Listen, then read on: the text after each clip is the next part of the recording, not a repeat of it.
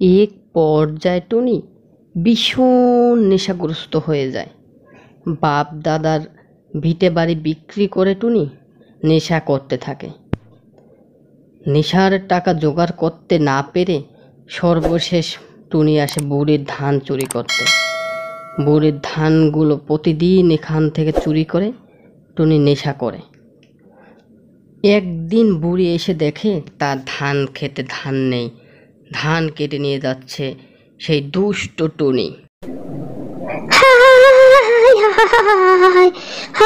আমার সব ধান চুরি করে নিয়ে গেল দুষ্ট টুনি। এখন আমি কি করি? কিভাবে আমি চলবো? কিভাবে খাবো? আমি এখন কি করি? এরপর বুড়ি চলে যায় টিয়ার কাছে।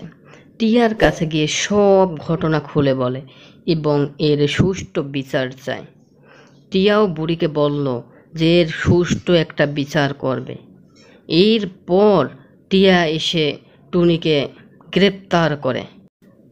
সব শুনে টিয়া বেত বের করে টুনিকে উত্তম মাধ্যম দিতে থাকে। অনেক পিটানের পরে এরপর একটি গাছের সাথে বেঁধে রাখে। টুনি তখন মাপ চাইতে থাকে। তখন অন্য একটি টিয়া এসে বলে টুনিকে মাপ করে দাও। এরপরে টুনির মা এসে টুনিকে বেত্রাঘাত করতে করতে ওই এলাকা ছেড়ে বাহির করে দেয়।